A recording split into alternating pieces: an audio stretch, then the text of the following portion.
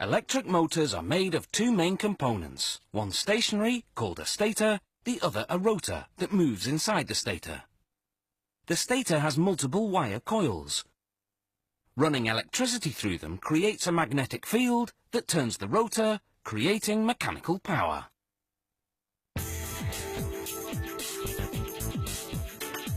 The stator is lined with slots, each of which holds a copper coil.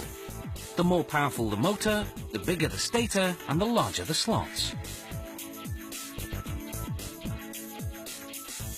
The first step is to line the slots with insulation. This insulation will keep the voltage confined to the coils.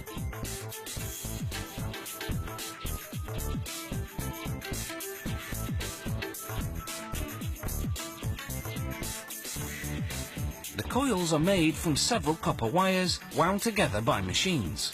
The bigger the motor, the more wires per coil.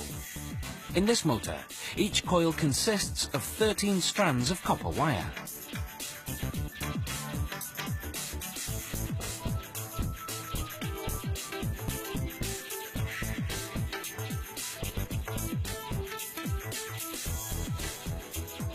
Now the workers tie the coils. This prevents the wires from unraveling while being inserted into the stator slots.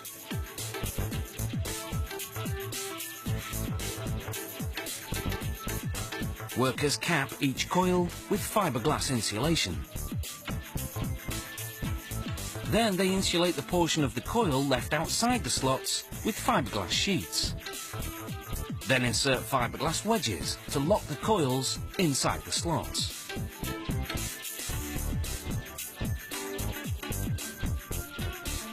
Once all the coils are inserted and insulated, workers begin preparing the connections. They slip an acrylic insulation sleeve over both ends of each coil. 13 coils, 26 ends. Then they group these insulated wires into large power cables.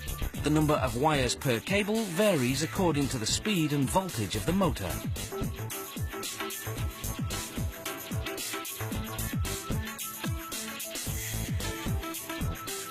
The grouped wires are soldered together and the cables insulated.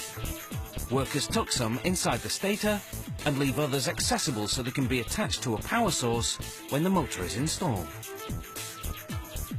Now, using a cord made of heat and chemical resistant polyester, they bind the coils together tightly to ensure they won't move when the motor spins.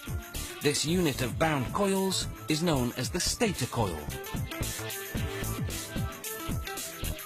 They now submerge the stator in a polyester-based varnish and vacuum it through. This thorough penetration makes the stator coil moisture-resistant. The stator is then put into an oven for 6 hours at 135 degrees Celsius. The varnish hardens, making the stator coil rigid. Now workers have to balance the rotor. If it's off-kilter, the motor will vibrate, hampering performance. They balance it the same way a mechanic balances a car tire, only with 100 times greater precision. Now the rotor is slid into the stator. The rotor will turn on steel bearings. These bearings are heated to expand them, making them easier to install. Then they're blown with cold air to shrink them to a tight fit. It's the same process with the motor's back cover.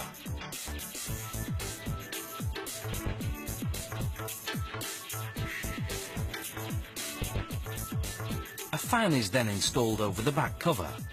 The fan's job is to cool the running motor so that it doesn't overheat.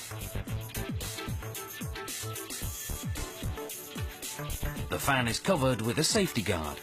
A cover is also installed on the front of the motor.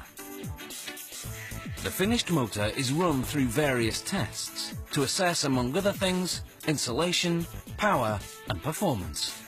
These industrial motors are designed for use in factories, for running machinery such as conveyor belts, pumps, fans and compressors. We'd be lost without them.